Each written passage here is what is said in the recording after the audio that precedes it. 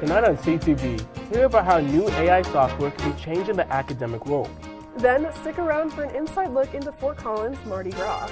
All this and more, tonight on CTV.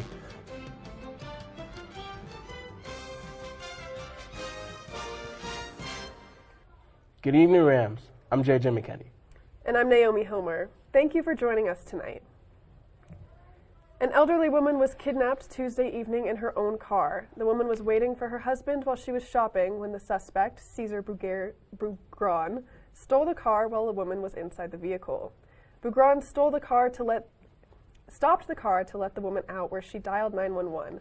Fort Collins police tracked down Bougron, and he is currently in custody at the Larimer County Jail. He is currently facing an aggravated robbery of an at-risk adult, kidnapping, and aggravated vehicle theft. A woman took an officer hostage with his own gun and barricaded herself in the Larimer County Police vehicle bay on Monday. Suspect Patricia Rodriguez, age 38, had been booked earlier on suspicion for shoplifting when the arresting officer took Rodriguez to the station and got her out of his vehicle. Rodriguez slipped out of her handcuffs and lunged at the man. She then took the officer's weapon out of his holster and threatened him with his firearm. The man on duty escaped the area while Rodriguez barricaded herself in the police car. Larimer County Sheriff's deputies, the crisis response team, and Fort Collins SWAT team were able to use lethal tools to get Rodriguez to surrender. After the situation was resolved, the alleged suspect was rebooked and is now currently being charged with first-degree felonies, counts of assault, aggravated robbery, and kidnapping. A man was hit by a vehicle while fleeing from a routine traffic stop on Interstate 25 near the Mountain Vista exit last weekend. Larimer County Sheriff deputies stopped a 2012 Ford Fusion that had expired registration while they were exiting the I-25 late Saturday night. The Larimer County Sheriff said that the man driving the car ran towards the interstate after being confronted for using a fake name and asked to step out of the vehicle. The deputies deployed their taser as the man ran away, but it is yet to be confirmed if the taser actually hit him before he was struck by a passing vehicle. He was later pronounced dead at the nearby hospital. Northern Colorado's Drug Task Force has made another successful bust right here in Fort Collins. 7 people were arrested on Friday after high-risk warrants were released for 2 homes on northbound Shield Street. During the search, law enforcement found fentanyl, methamphetamines, counterfeit currency, and stolen property. According to reports from the Larimer County Sheriff's Office, one of the suspects resisted arrest and obstructed an officer. If you have any information on the case, you are encouraged to call the Drug Tip Hotline at 970-416-2560. Your tip can be anonymous. The weather is very cold. It's been really chilly outside. I'm really not a fan of it. I hate it. Me personally, I just want it to be warm again. You know, I'm kind of wondering when that's going to be. Hopefully soon. Yeah. I mean, let's head over to our weatherman, Adam Carlson, to see if these winter storms will last us into the weekend. Adam?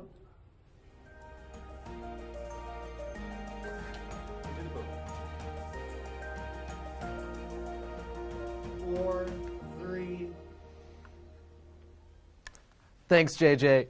Good evening, Rams. My name is Adam Carlson, and I'm here to give you your weather rundown for the evening. After a week filled with high hopes and disappointments with the weather, let's see if we have the promise of the oh-so-desired snow day. Current conditions, 8 degrees outside with some snow going on. Not too much you can expect, no more than an inch from tonight. And wind at 5 miles per hour. Still fairly light. Now, snow and cold have been the talk of the campus this whole week.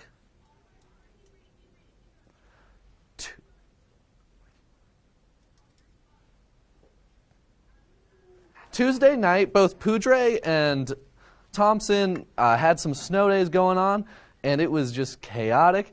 A lot of CSU students were really hoping for that snow day, and it just didn't happen, disappointing a lot of our students here. Now, what can we expect for tonight's lows?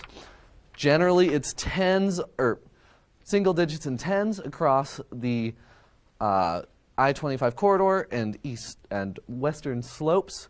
Alamosa and Grand Junction hitting us with curveballs, 21 and 30. Craig up at 6 and Telluride with an avalanche warning. In the eastern plain, we have 10 or middle single digits, with Lamar being our high at 8.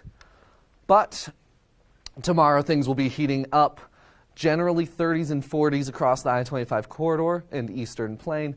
And then once we head over into the mountains, things are warmer even then. 41 in Grand Junction, Alamosa, Craig 29.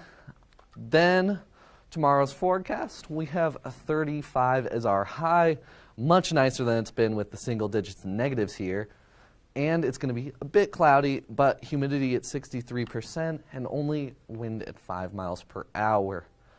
Now, heading into your weekend and next week, things are going back to the 40s, keeping things a lot nicer. Now, Tuesday, Wednesday, we're going to get more cloudy weather, and who knows if after that we'll return to more winter or if it's going to be springtime here in Fort Collins. But that will bring me to the end of the weather rundown for you all tonight. Back to you guys.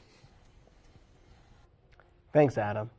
The apartment fire that displaced 6 people, hospitalized 2, and killed a dog early last week has hit another development, as a woman saved her husband from a fire in an amazing act of bravery. Fort Collins resident Andrea Kiever sprang into action when she saw that her husband had caught on fire while on the couch.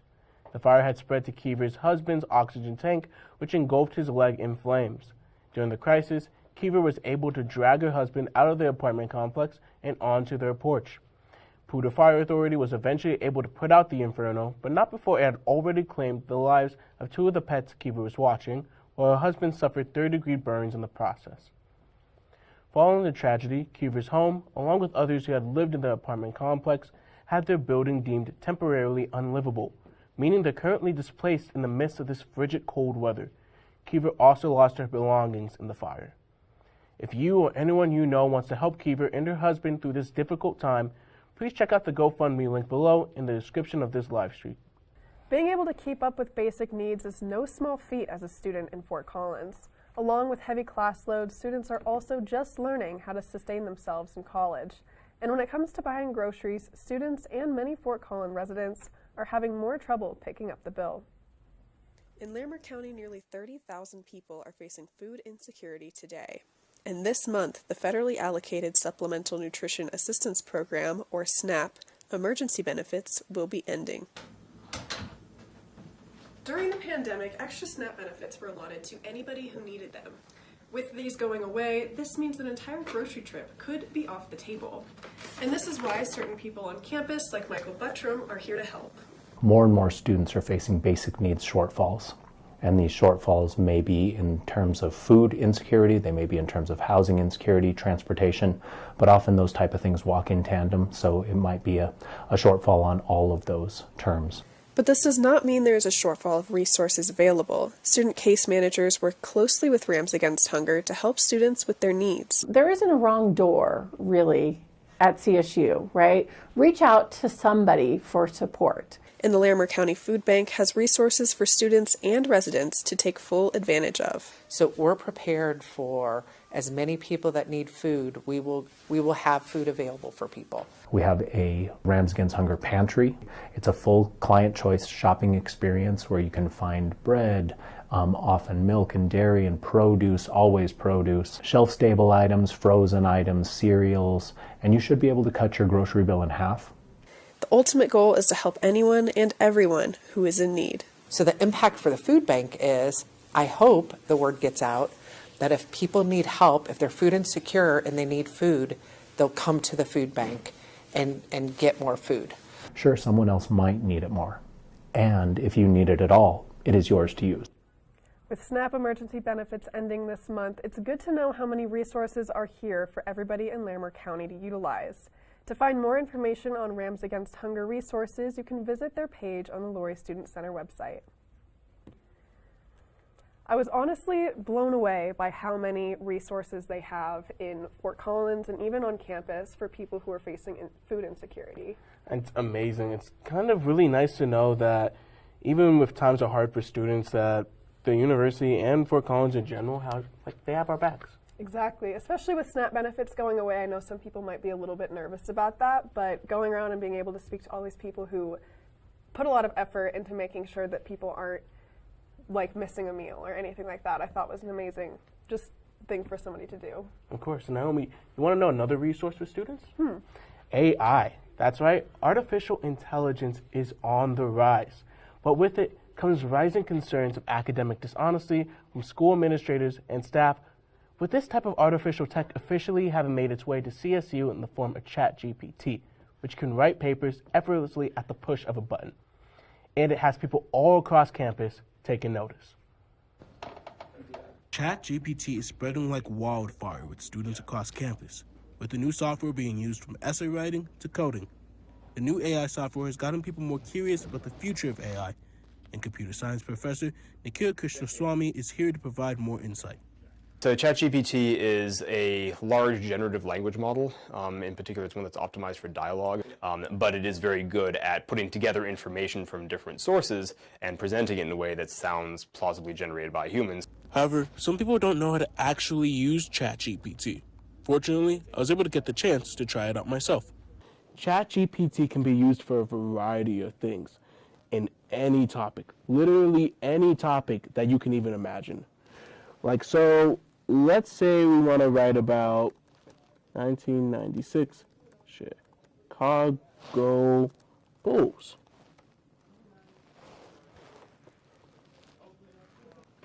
Just like that.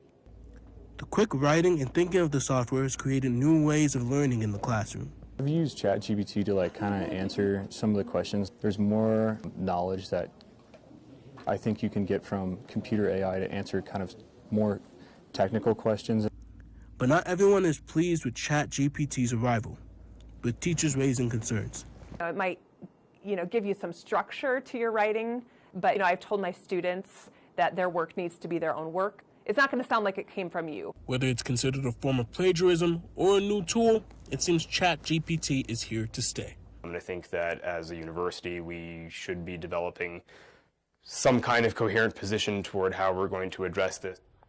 Professor Krishnaswamy insists that while this technology is new and an exciting step forward towards the future, it can also be intimidating to some. But we may not want to buy into the massive hype surrounding it too much, at least not yet. At the end of the day, though, AI is still meant to be a tool that serves humans in making the world a more efficient place. To see how AI will affect the future of baseball and overall human civilization, check out the most recent CTV Sports and CTV Geeks show. The war in Ukraine may have a lasting impact on the United States and even in your own backyard, according to Ukraine's former ambassador, William Taylor, who will be the keynote speaker at CSU's International Symposium next week. Taylor served as the U.S. ambassador to Ukraine in 2006 to 2009, while also temporarily took place as ambassador for the U.S. Embassy in Kyiv in 2019, before transitioning to work for the U.S. Institute for Peace. The former representative will share his insight on Ukraine and how their long invasion by Russia to the wider campus community, telling CSU's source earlier this week, "I hope that an understanding of the war's significance will lead to a contribution to the broad support that exists right now for Ukraine on a bipartisan bias across the country." Taylor will be speaking to the symposium this Tuesday, and it will be free and open to the public to attend in the Laureate Student Center's Ballroom D. The presidential election is next year, with multiple politicians throwing their hat in the ring for a chance to sit in the Oval Office. Now, one Fort Collins native thinks he has what it takes to be the next leader of the United States. Businessman and former mayor of Cranston, Rhode Island, Steve Laffey, has announced his presidential campaign for the 2024 election. The self-described fiscal conservative is now running against former President Donald Trump and former South Carolina Governor Nikki Haley for the Republican nomination. Laffey has a background in business with a finance with wealth management firms, in addition to his former mayoral duties back from 2003 to 2007, a background that Laffey says makes him fit for running the country. If elected, Laffey promises to work on the country's Social Security, a system that he says has been broken and mismanaged. With the announcement, Laffey now aims to hit the campaign trail, where he plans to learn about more citizens' needs and issues all the way to election night in November 2024. Fort Collins furry friends have a new place to visit when they are feeling under the weather. VCA Animal Hospitals opened its first urgent care location in northern Colorado, right here in Fort Collins. The urgent care opened last week, and they are already taking in patients in need of timely but not life-threatening care. This new vet hospital aims to help pets who may be too sick to wait for an appointment with their primary veterinarian, but not too ill for a trip to the emergency room. With Fort Collins being listed as the third most dog-friendly city in the U.S. by Rocket Homes, VCA says they are happy to be one of the few bridges between general practice and emergency care for animals in the area.